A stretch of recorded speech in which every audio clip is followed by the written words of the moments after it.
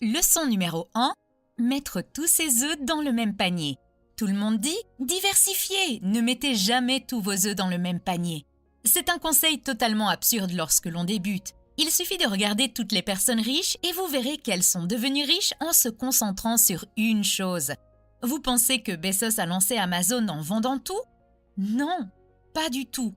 Juste des livres. C'est tout. Il est d'abord devenu le vendeur de livres, puis il s'est lancé dans la vente de tout. Facebook s'est concentré sur les étudiants. Bill Gates s'est concentré sur les logiciels. Voici une règle d'or. On devient riche en se concentrant sur une seule chose. On reste riche en se diversifiant. Mais la plupart des gens font exactement le contraire. Prenons l'exemple des entrepreneurs. Ils parviennent enfin à faire fonctionner un produit et se disent soudain « il est temps de lancer 17 nouveaux produits ». Vous venez de trouver quelque chose qui fonctionne, pourquoi le gâcher? Encore une fois, le succès vient de l'obsession pour une chose, une entreprise, un produit, un groupe de clients, une plateforme de médias sociaux.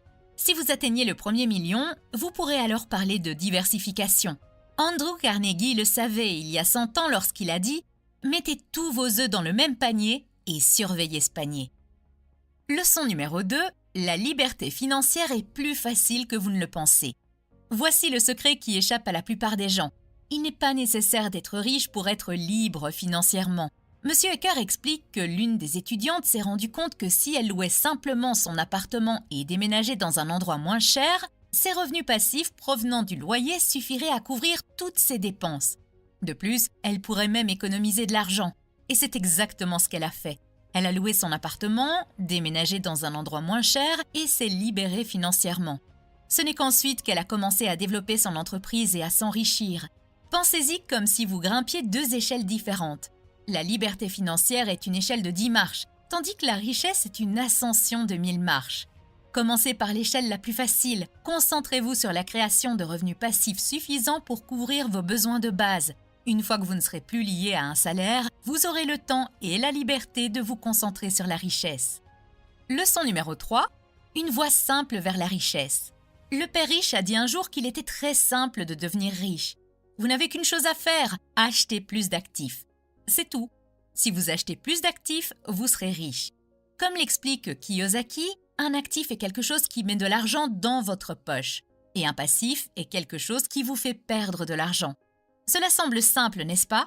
Pourtant, la plupart des gens font le contraire. Ils remplissent leur vie de dettes en pensant qu'il s'agit d'actifs. Après avoir lu le livre, j'ai commencé à faire attention à chacun de mes achats. L'un des actifs que j'ai acheté était une propriété locative qui me rapportait 40 € par mois en flux de trésorerie positif.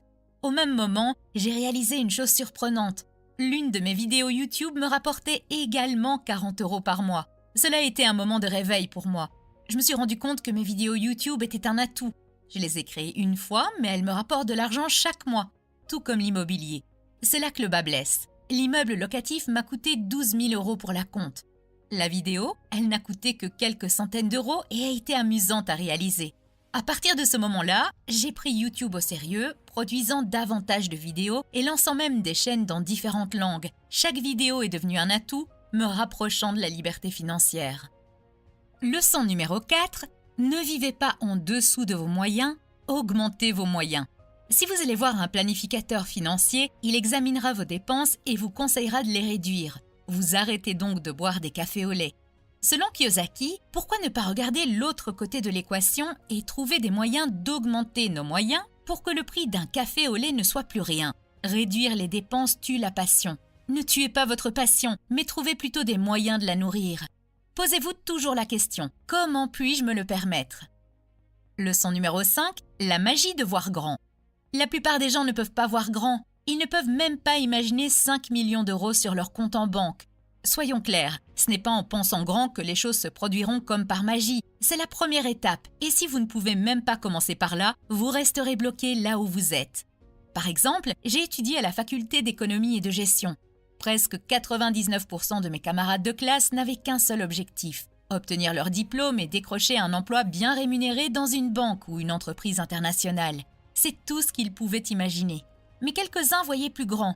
Ils ne voulaient pas travailler dans une belle entreprise, ils voulaient construire une belle entreprise. 12 ans plus tard, devinez quoi? Tout le monde a obtenu exactement ce qu'il voulait. C'est en voyant grand que l'on construit son avenir.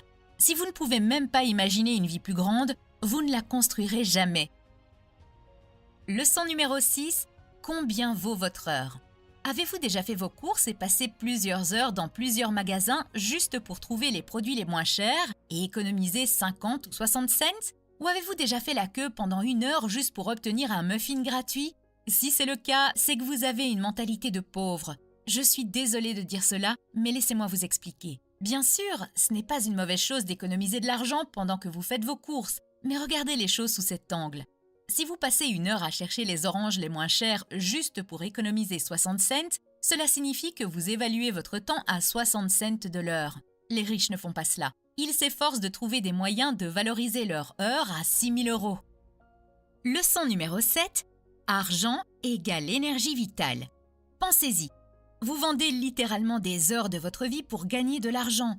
L'argent que vous avez en poche n'est pas seulement du papier, ce sont des heures de votre vie qui y sont stockées.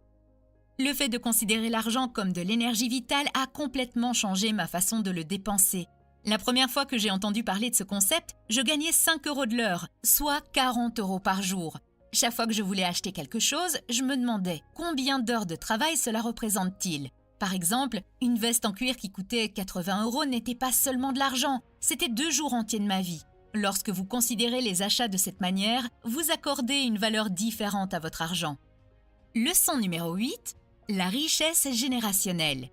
Gagner de l'argent et le conserver sont 2 choses différentes. C'est d'autant plus difficile aujourd'hui que nous imprimons toujours plus d'argent, ce qui fait que nos économies valent de moins en moins. C'est assez incroyable. Si vous regardez l'histoire, vous verrez que toutes les monnaies de papier ont fini par s'effondrer, du dernier romain aux marques de la République de Weimar. Et celle que vous utilisez aujourd'hui finira par connaître le même sort. Dans ce cas, comment préserver la richesse d'une génération à l'autre? James Rickards raconte une histoire intéressante dans son livre Road to Ruin. Il a rencontré une famille italienne qui a conservé sa richesse pendant plus de 800 ans. Cela représente 31 générations. Ils ont survécu à tous les cycles du marché, à des épidémies comme la peste noire et même à 2 guerres mondiales. Lorsque M. Rickards leur a demandé leur secret, la réponse a été étonnamment simple. 1/3, 1/3, 1/3. Ils ont gardé 1/3 de leur fortune dans l'immobilier et la terre, 1/3 en or et 1/3 en œuvres d'art de valeur. Bien que l'art soit pour moi une source de confusion, je m'en tiens à ce que je comprends, de l'or physique que l'on peut détenir et des maisons dont les gens auront toujours besoin.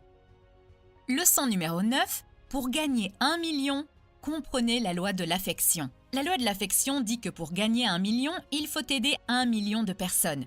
Bien sûr, il n'est pas nécessaire que ce soit exactement 1 million, mais je pense que vous avez compris. Plus vous aidez de personnes, plus vous recevez d'argent. Par exemple, Jeff Bezos est beaucoup plus riche que votre coiffeur David, non pas parce qu'il est meilleur, mais parce qu'il a aidé plus de gens. Il a aidé des millions d'acheteurs à faire leurs achats facilement, il a également aidé des vendeurs à vendre leurs produits dans le monde entier. La leçon est donc simple, plus vous aidez de gens, plus vous gagnez d'argent. Leçon numéro 10, vous n'êtes qu'à une compétence de la richesse. Au cours d'un entretien avec un journaliste, Robert Kiyosaki a appris qu'elle souhaitait devenir un auteur de best-seller. Il s'est rendu compte qu'elle écrivait très bien et qu'elle devrait poursuivre dans cette voie. Elle lui a dit qu'elle avait essayé mais que personne n'était intéressé. Robert lui a conseillé de suivre un cours de vente pour qu'elle puisse faire sa propre promotion. Mais elle a été offensée par ce conseil et a dit « J'ai une maîtrise en littérature anglaise. Pourquoi irais-je à l'école pour apprendre à être vendeuse ? Je suis une professionnelle. Je suis allée à l'école pour être formée à une profession afin de ne pas avoir à être une vendeuse. Je déteste les vendeurs. Tout ce qu'ils veulent, c'est de l'argent. » Robert Kiyosaki a gentiment fait remarquer qu'il était l'auteur qui vend le plus et non celui qui écrit le mieux. Le monde compte de nombreuses personnes talentueuses et prospères, médecins, avocats, dentistes, et pourtant elles ont des difficultés financières. Un sage consultant en affaires a dit un jour « Il ne leur manque qu'une compétence pour s'enrichir ». Leçon numéro 11. S'enrichir jeune. Vous avez sûrement déjà dû voir cette image. Voici un vieux couple en vacances. Malheureusement, ils sont tellement fatigués qu'ils ne peuvent même pas profiter de leur excursion en bateau.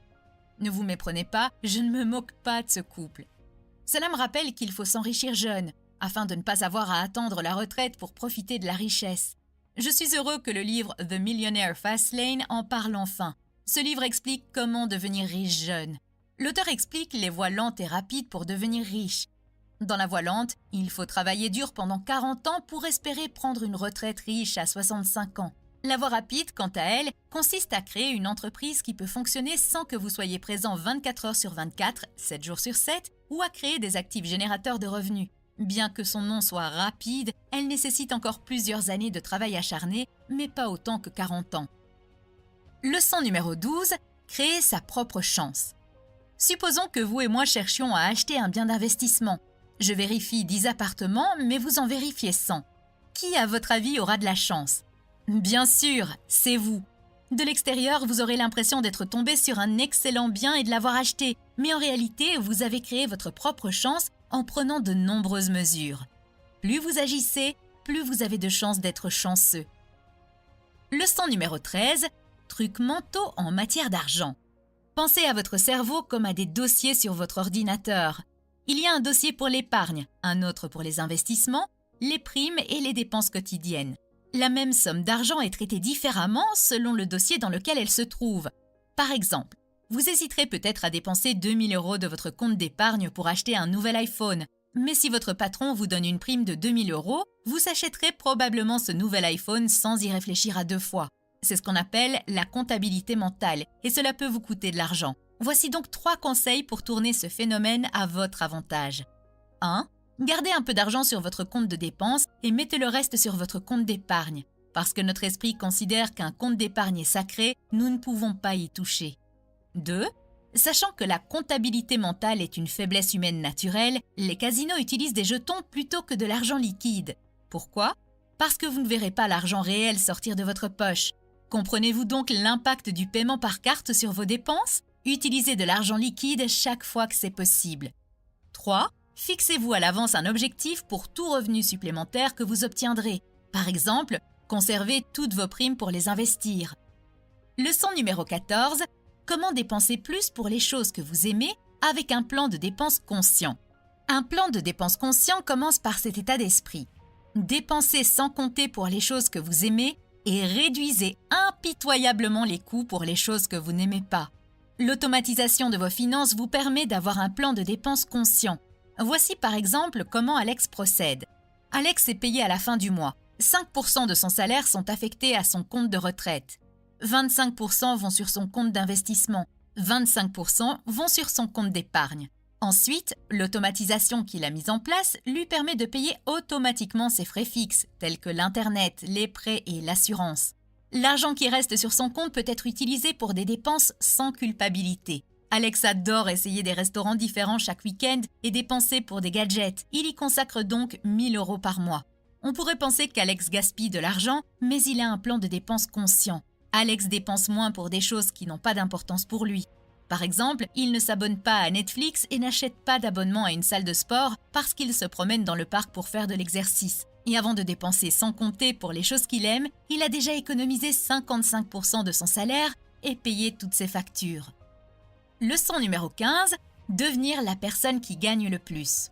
Si vous gagnez 1 000 € par mois et que vous voulez atteindre 10 000 €, vous devez commencer à agir comme quelqu'un qui gagne déjà 10 000 €. Lorsque vous le faites, votre état d'esprit change.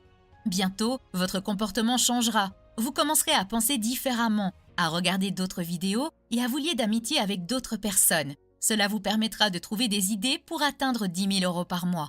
La plupart des gens font le contraire. Ils attendent que les 10 000 € apparaissent pour changer leur comportement. Mais la vérité est que vous devez d'abord devenir cette personne. Une fois que vous l'aurez fait, les résultats suivront. Leçon numéro 16. La règle des 80-20 en matière d'investissement. Si vous souhaitez plonger dans le monde de l'entrepreneuriat et de l'investissement, vous devez comprendre que beaucoup de choses obéissent à la règle des 80-20. Les investisseurs chevronnés et les grandes entreprises s'attendent à ce que 80% de leurs décisions d'investissement échouent. Warren Buffett a admis avoir détenu des parts dans plus de 400 entreprises différentes au cours de sa vie, mais les gains les plus importants ont été réalisés dans seulement 10 d'entre elles. La leçon à retenir est donc la suivante. Acceptez que toutes vos décisions d'investissement ne soient pas couronnées de succès, et c'est tout à fait normal. Adoptez une stratégie à long terme. Leçon numéro 17. Agir et s'enrichir, pas seulement penser à le faire. Il y a quelques semaines, je discutais avec un ami et nous avons commencé à parler d'un livre intitulé « Think and Grow Rich ». Pensez et devenez riche. Il m'a dit qu'il avait vu de nombreuses personnes lire ce livre, mais qu'il n'avait jamais vu personne devenir riche. Il essayait de prouver que les idées contenues dans ce livre ne fonctionnaient pas, ce que je ne partage pas. Je crois fermement que les gens ne deviennent pas riches parce qu'ils ne passent pas à l'action. Ils lisent le livre, commencent à dire quelques affirmations, se fixent des objectifs, visualisent, et c'est tout ce qu'ils font. Ils ne passent pas à l'action. C'est comme vouloir gagner à la loterie mais ne pas acheter de billets. Je ne dis pas que vous devriez acheter un billet de loterie, c'est juste un exemple. Même quelque chose d'aussi aléatoire que gagner à la loterie nécessite une action. Leçon numéro 18, savoir ce qui est suffisant. Le danger est de ne jamais en avoir assez. On peut avoir des richesses, des biens et du pouvoir, mais l'avidité d'en avoir plus peut conduire à tout risquer. Prenons l'exemple de Rajat Gupta, qui est passé du statut d'orphelin à celui de PDG de McKinsey & Company. La valeur de son patrimoine est estimée à 100 millions de dollars. Mais Gupta voulait plus. En 2008, lors de la crise de Goldman Sachs, Warren Buffett a investi 5 milliards de dollars pour sauver la banque. En tant que membre du conseil d'administration de la banque, Gupta l'a su avant le public. Il a donc secrètement acheté des actions avant qu'elles n'augmentent en raison de l'investissement de Buffett. Il a ensuite été arrêté pour délit d'initié. À cause de son avidité et du fait qu'il n'en avait jamais assez, il a ruiné sa réputation et sa carrière. Vous devez savoir ce qui est suffisant et ne pas vous comparer aux autres. Lorsque vous vous comparez, vous en voulez toujours plus, car il y a toujours quelqu'un qui est meilleur que vous. Leçon numéro 19, les mathématiques derrière le fait d'investir plus tôt. Billy, Suzanne et Kim investissent 3 000 € par an avec un rendement annuel de 10%. Billy commence à 15 ans, investit pendant 5 ans seulement et arrête à 19 ans. Suzanne commence à 19 ans, investit pendant 8 ans et s'arrête à 26 ans. Kim commence à 27 ans et continue à investir pendant 39 ans jusqu'à l'âge de 65 ans. Alors, qui a le plus d'argent à l'âge de 65 ans? Voici les chiffres. Kim a 1 million d'euros. En 39 ans, elle a investi 117 000 €. Suzanne a 1,5 million d'euros. En 8 ans, elle a investi 24 000 €. Enfin, Billy a 1,6 million d'euros. En 5 ans, il n'a investi que 15 000 €, soit le montant le plus faible des trois. Mais c'est son investissement qui a eu le plus de temps pour fructifier. C'est là tout l'intérêt de commencer à investir tôt. Leçon numéro 20. Comprendre l'effet de levier pour créer de la richesse en dormant. Si votre revenu est lié à votre temps, cela signifie que pour gagner plus, vous devez passer plus de temps à travailler. Voici ce que vous pouvez faire. Dormez moins afin de pouvoir travailler aussi la nuit, puis faire des heures supplémentaires le week-end. Mais existe-t-il une meilleure solution? Oui. Tout d'abord, vous devez comprendre ce qu'est l'effet de levier. Il existe 3 types d'effets de levier. Le travail, le capital et les produits dont le coût marginal de reproduction est nul. Numéro 1. Le travail signifie que vous utilisez des personnes pour gagner plus d'argent.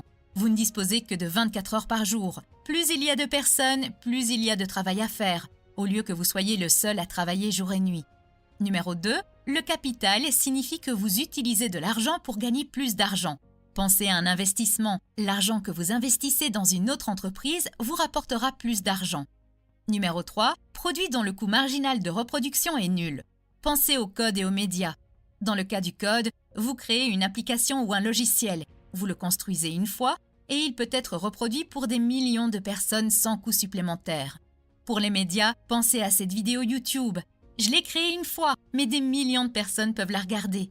Il en va de même pour un livre électronique, sa reproduction ne coûte rien, mais si vous écrivez un livre physique, vous devez payer pour en imprimer un autre. L'effet de levier est donc la clé pour gagner plus sans travailler plus. Leçon numéro 21. Sachez exactement ce que vous voulez. La première raison pour laquelle la plupart des gens n'obtiennent pas ce qu'ils veulent est qu'ils ne savent pas ce qu'ils veulent. Imaginez que vous et votre ami passiez une commande dans une sandwicherie. Votre ami commande « S'il vous plaît, donnez-moi un sandwich ». Vous lui répondez « Je veux un sandwich au thon avec du fromage fumé, mais je ne veux pas de ce type de pain. Donnez-moi ce pain noir avec des graines de tournesol. Et ne mettez pas d'oignon, mettez du concombre, de la tomate et faites-le griller s'il vous plaît. » Devinez quoi? Votre ami reçoit un sandwich au hasard et n'est pas content. Et vous? Vous obtenez exactement ce que vous avez demandé. Les personnes riches savent exactement ce qu'elles veulent et s'engagent à l'obtenir. Si vous voulez une vie riche, définissez clairement à quoi ressemble cette vie riche. Par exemple, je veux être libre de travailler quand et où je veux. Je veux pouvoir emmener mes parents en vacances 2 fois par an. Je veux manger dans de bons restaurants sans avoir à regarder les prix au préalable. Sachez ce que vous voulez, puis planifiez comment l'obtenir. Leçon numéro 22. Occupez-vous de vos affaires. La plupart des gens passent leur vie à enrichir quelqu'un d'autre, comme leur patron. Mais que cela ne vous dérange pas. L'expression « occupez-vous de vos affaires » ne signifie pas nécessairement que vous devez quitter votre emploi pour créer votre propre entreprise. Il s'agit plutôt de développer votre colonne d'actifs tout en conservant votre emploi. Un actif est tout ce qui met de l'argent dans votre poche, sans que vous ayez à travailler 24 heures sur 24 et 7 jours sur 7 pour l'obtenir. Par exemple, des propriétés locatives, des redevances ou même des applications mobiles que vous créez après votre travail de 9 à 5 heures et que les gens doivent payer chaque mois pour utiliser. Trouvez et construisez des actifs que vous comprenez et aimez. Dans le même temps, maintenez vos dépenses à un niveau bas. Une fois que vous avez construit vos actifs, laissez le flux de trésorerie généré par ces actifs vous permettre de vous offrir des luxes et non de toucher votre salaire. Leçon numéro 23. Ne souhaitez pas une somme d'argent forfaitaire. Imaginez que vous possédiez un puits d'eau plutôt qu'un réservoir d'eau. Le réservoir, quelle que soit sa taille, finit par s'épuiser. Le puits, bien entendu, fournit de l'eau pour toujours. La véritable richesse ne consiste pas à posséder un gros tas d'argent, mais à devenir une personne capable de créer des flux de revenus. Une fois que vous aurez acquis cette compétence, vous n'aurez plus jamais à craindre de manquer d'argent. Comme pour la bicyclette, une fois que vous avez appris, vous ne l'oublierez jamais. Jim Rohn a dit un jour « Lorsque j'ai perdu tout mon argent, j'ai réalisé que je n'en avais perdu que 10%. Les 90% restants étaient la compétence qui m'aiderait à tout reconstruire. » Leçon numéro 24. Comment dépenser sans culpabiliser? Il existe 2 astuces pour dépenser sans culpabiliser. Tout d'abord, la règle des 2 fois. Chaque fois que vous voulez dépenser pour quelque chose, vous devez prendre la même somme d'argent et l'investir également. Par exemple, si vous voulez acheter cette smartwatch à 400 €, prenez 400 € de plus et placez-les sur votre compte d'investissement. Cette règle présente 2 avantages. Premièrement, vous ne vous sentez pas coupable d'avoir fait cet achat coûteux car vous faites également un investissement de même ampleur. Deuxièmement, elle vous aide à réfléchir à 2 fois avant d'acheter, car vous devez épargner le double de la somme. Outre cette règle du double, le deuxième conseil consiste à dépenser de l'argent pour des choses qui maximisent votre épanouissement à long terme. Permettez-moi de vous donner mon propre exemple. Presque tous les jours, je dépense 5 € pour un café. Je me sentais très coupable, alors j'ai arrêté. Mais j'ai vite compris que c'était une erreur. Pourquoi? Parce que premièrement, je suis souvent distraite lorsque je travaille à la maison. Je suis plus productive lorsque je travaille au café. De plus, en travaillant au café, je n'ai pas besoin de louer un bureau. Il faut donc identifier ce qui compte le plus pour vous. Leçon numéro 25. Réduire les coûts ou augmenter les revenus? Il est important de réduire les coûts, mais soyons réalistes, il n'y a qu'un nombre limité de choses sur lesquelles vous pouvez faire des économies. Bien sûr, réduisez les coûts sur les éléments inutiles, mais concentrez-vous davantage sur l'augmentation de vos revenus.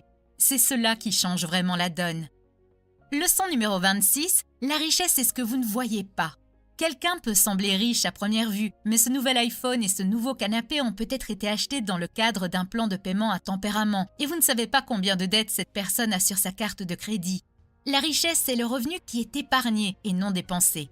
La richesse, c'est la capacité d'acheter des choses si nécessaire sans avoir à se soucier du prix et sans dépendre de plans de paiement échelonnés. Lorsque les gens disent qu'ils veulent devenir millionnaires, ce qu'ils veulent vraiment dire, c'est qu'ils veulent dépenser $1 million.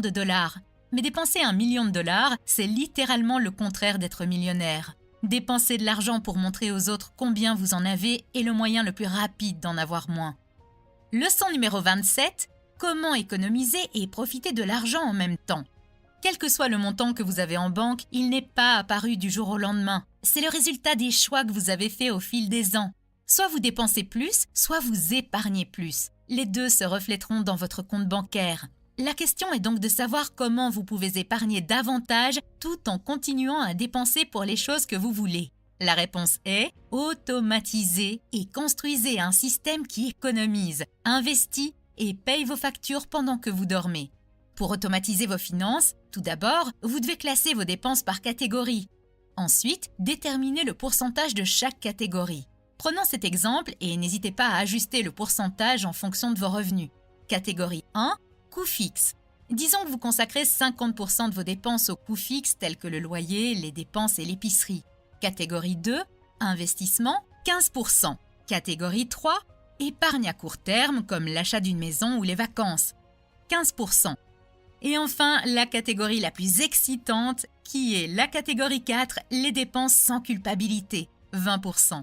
Il s'agit des dépenses les plus agréables, comme les sorties dans des restaurants chics, les nouveaux vêtements ou tout ce que vous voulez. Avec un tel système, vous pouvez vous permettre de dépenser ce que vous voulez tout en épargnant pour l'avenir. Leçon numéro 28, se payer d'abord. La première chose à faire lorsque vous recevez votre salaire, épargnez au moins 10% avant de payer votre propriétaire, votre banque ou votre fournisseur d'accès à Internet. D'accord, vous avez compris, n'est-ce pas? C'est ce que signifie se payer d'abord.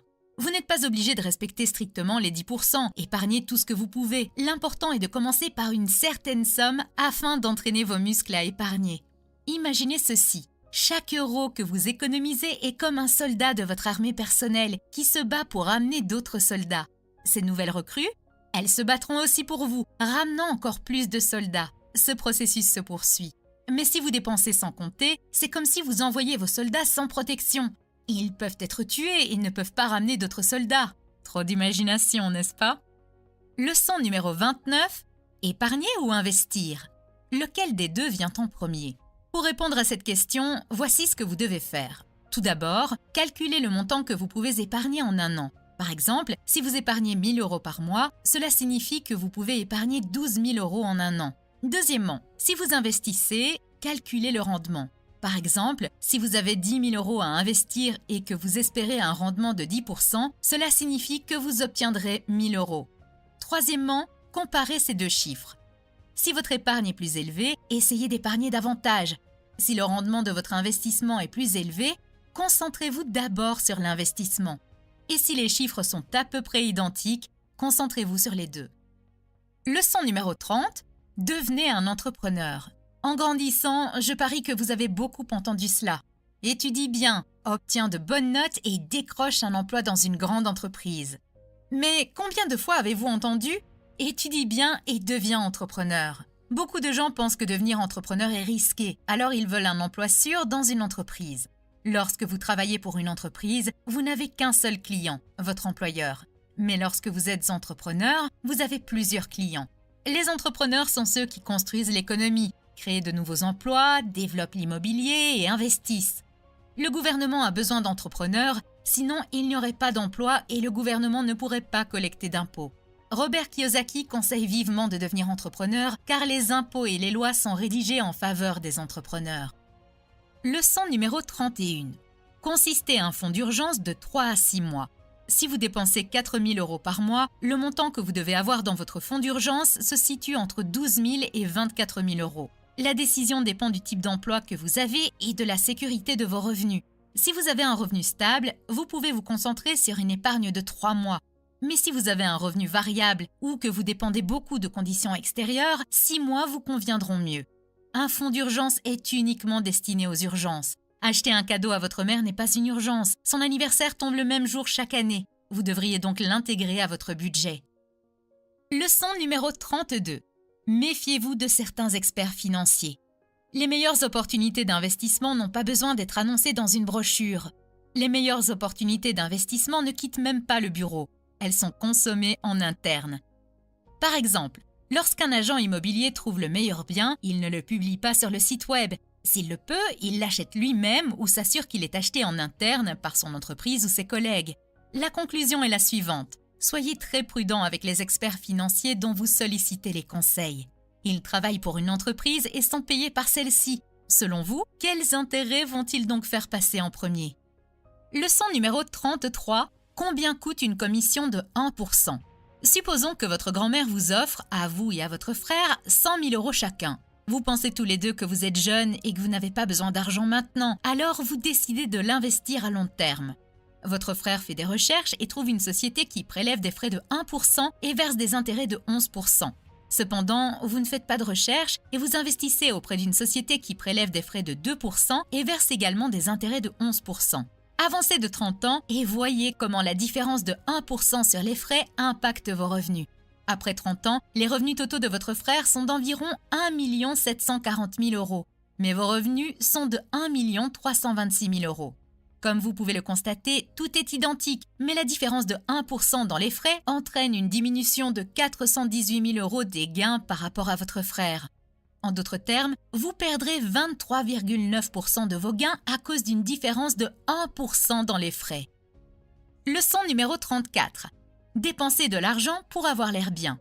Ne jugez pas un livre à sa couverture. C'est une belle citation. Mais en réalité, les gens vous jugent en fonction de votre apparence.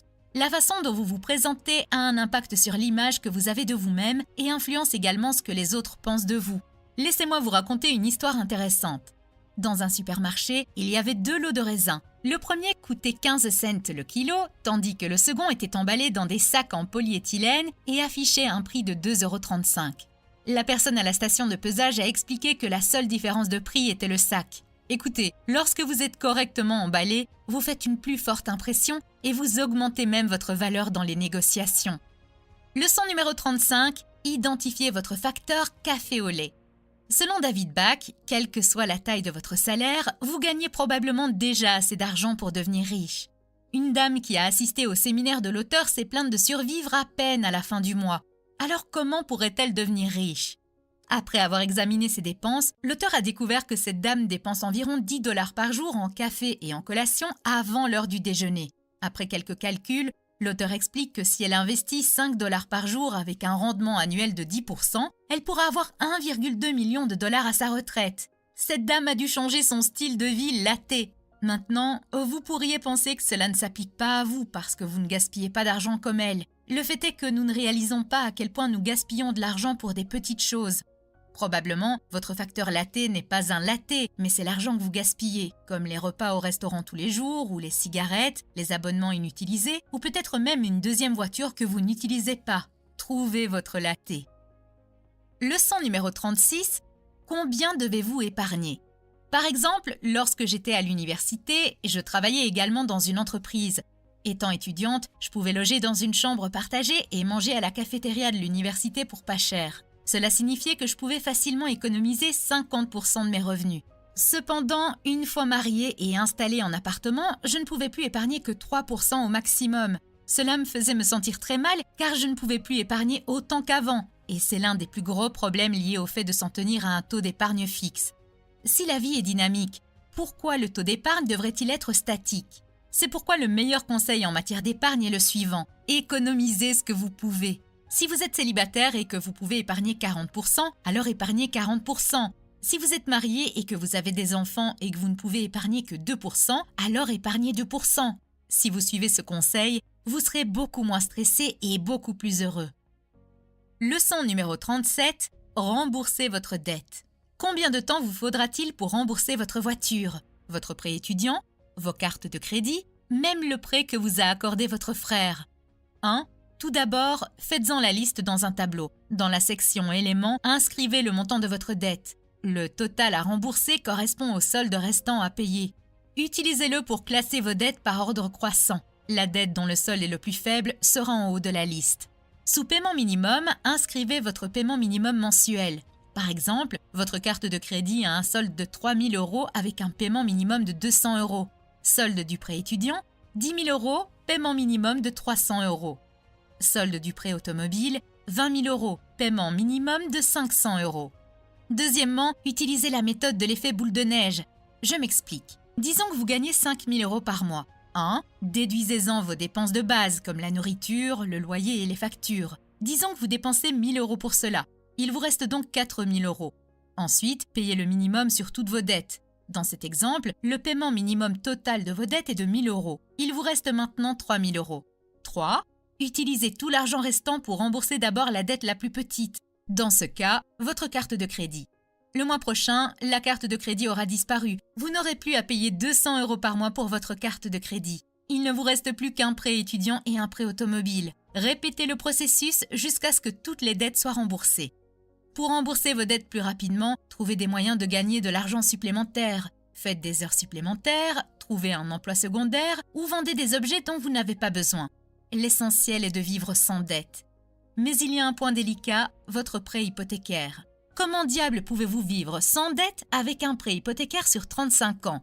Laissez cela de côté pour l'instant. Pourquoi ? C'est trop important. Cela pourrait vous décourager. Leçon numéro 38.